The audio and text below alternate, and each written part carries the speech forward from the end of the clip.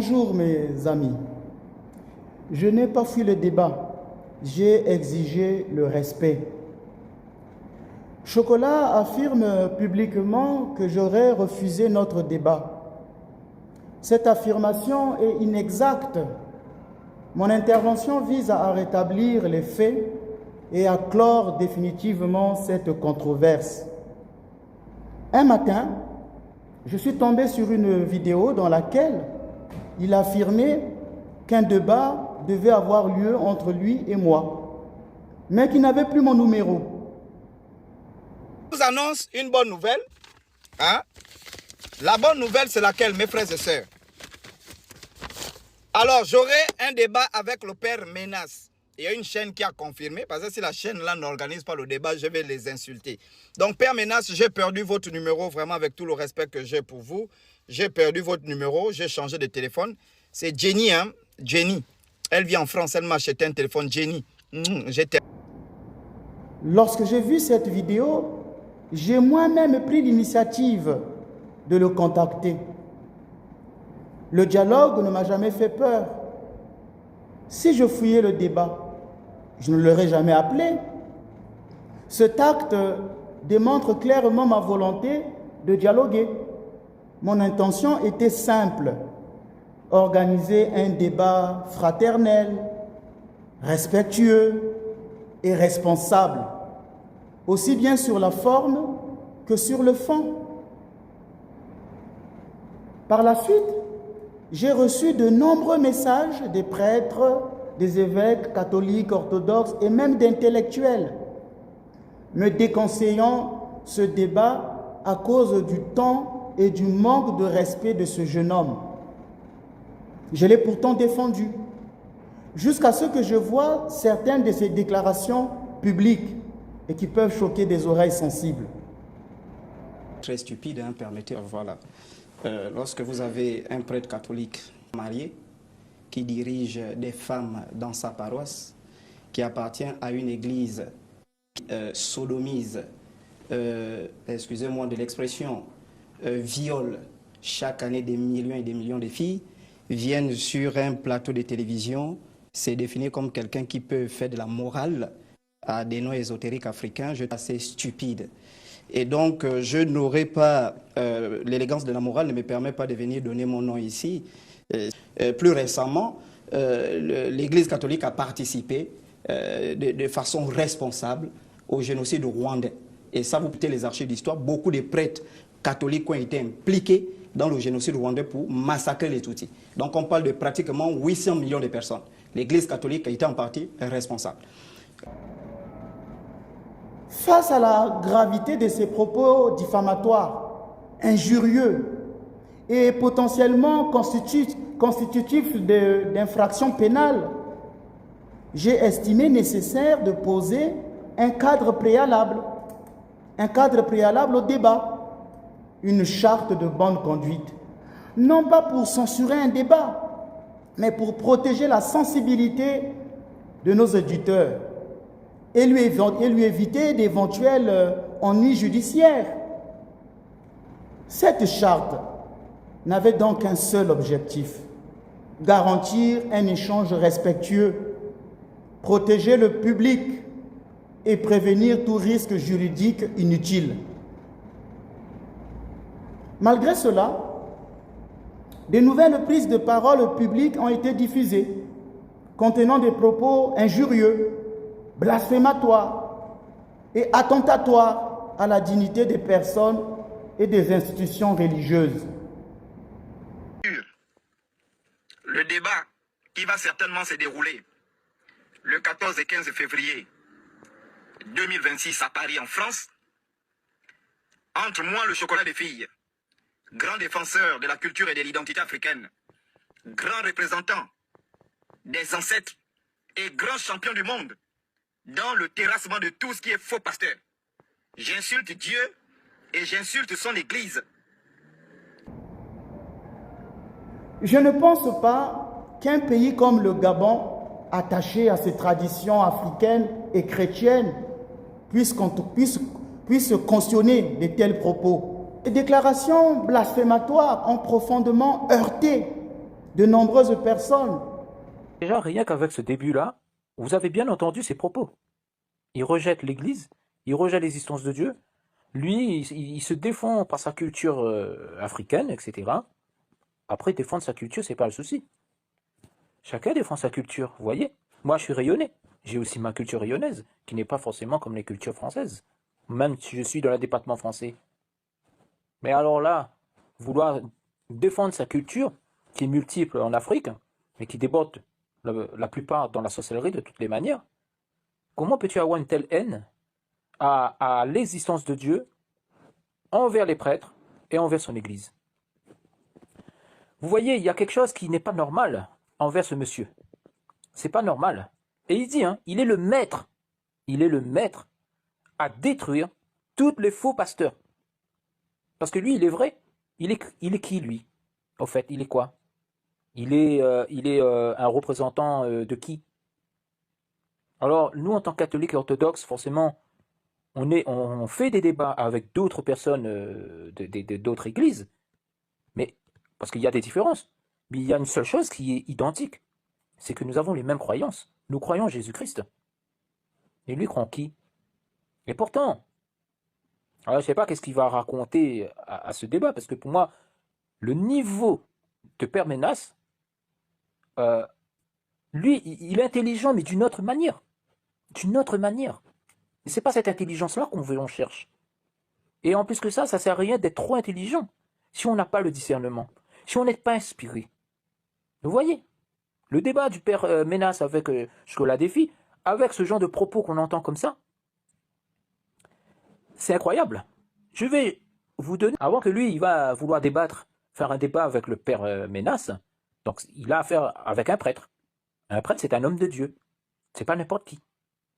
Et toutes les personnes, là, les laïcs, là, pareil, quand vous écrivez des choses comme ça, dans les vidéos, dans les commentaires, quand vous êtes contre un prêtre catholique, ou un prêtre orthodoxe, c'est la même chose, vous ne savez pas à qui vous avez affaire. Là, vous n'avez pas affaire à votre frère, votre soeur, votre papa. C'est quelqu'un que Dieu a choisi. Hier, lundi 19 janvier 2026, hier, j'ai demandé à son manager, qui était en contact aussi avec mon manager, s'il souhaitait réellement débattre ou s'il s'agissait d'une stratégie pour se dérober. Il m'a assuré de sa volonté de poursuivre. J'ai donc exigé qu'il signe la charte de bonne conduite.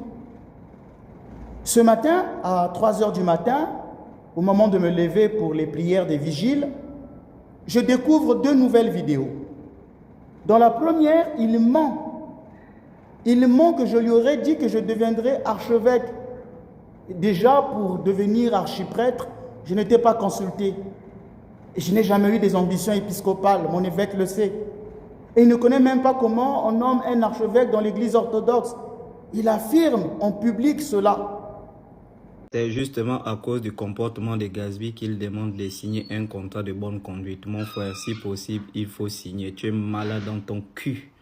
Le cul de ta mère, de ton père également. Ménas, c'est qu'il nous dit en privé. Moi, je parle avec Ménas. Ménas parle avec Dada Ngobo, qui est mon manager en France. Il dit qu'il a un grade qu'il va accéder. Il va accéder au grade dans l'église orthodoxe de archevêque. Or, s'il s'est fait humilier par un petit sur un plateau, il ne pourra plus accéder à ce grade-là.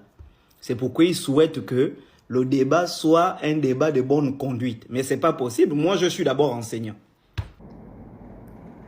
Ce jeune est un menteur pathologique qui fait la honte de l'Afrique. Et dans la seconde vidéo, il dit: Père Ménas, vous êtes en train de fouiller le débat. Tout ce que vous racontez là, vous êtes en train de fouiller le débat. Peuple africain, peuple de la diaspora africaine, les gens de la Martinique, les gens de la Guadeloupe, les gens de la France, les gens qui nous suivent dans le monde entier, Père Ménas est en train de fouiller le débat. En fait, il n'avait pas réalisé. À cet instant, tout est devenu clair. Tout est devenu clair. Même avec une charte, le problème demeurait. L'insulte est plus forte que lui. À ce stade, il m'est apparu évident que les conditions minimales d'un débat responsable n'étaient plus réunies. À ce moment-là, j'ai compris que le débat risquait de devenir une occasion de chute plutôt qu'un chemin de vérité. Ce jeune homme ne respecte ni les personnes, ni son manager, ni les valeurs africaines qu'il prétend défendre. En Afrique, on n'insulte pas les aînés. Le respect n'est pas négociable. Il affirme aujourd'hui que j'ai fui le débat. C'est faux. Je n'ai pas fui le débat. J'ai exigé le respect. Un débat public engage une responsabilité morale, sociale et juridique. Il ne saurait être assimilé à une agitation médiatique ou à une provocation permanente. Un débat n'est pas une foire et l'agitation n'est pas de l'intelligence. J'ai évalué son niveau. Ce n'est pas celui d'un intellectuel, mais d'un agitateur public. Je vous laisse en description, ici sous cette vidéo, la charte de bonne conduite. Et j'invite toute personne de bonne volonté à lire cette charte et à me dire où se trouve le mal. 1. Je n'ai pas refusé le débat. J'ai pris l'initiative. C'est le point le plus important. Les gens doivent retenir que je l'ai appelé en premier. J'étais à Paris pendant 2 mois. Je l'ai attendu pour le débat. Il ne répondait pas à mes messages, mais sur les réseaux, il parlait déjà du débat. J'ai cherché à organiser le débat. J'ai envoyé mon manager. Donc l'accusation de fuite ne tient pas. 2. J'ai posé le respect comme ligne rouge. Mon message central est simple et mémorable. Le débat, oui. L'insulte, non. Mes auditeurs doivent retenir que je n'ai jamais refusé le dialogue. Je fais plusieurs débats à la télé du Congo. Plusieurs débats au point que l'émission Face à Face m'a décerné le diplôme de meilleur débatteur de l'année avec Diaz à l'époque. Donc je n'ai jamais refusé le dialogue. J'ai fait des débats avec des musulmans, avec des protestants, avec des catholiques. Et j'ai toujours refusé le manque de respect. Et j'assume cette exigence sans m'excuser. 3. J'ai voulu protéger le public.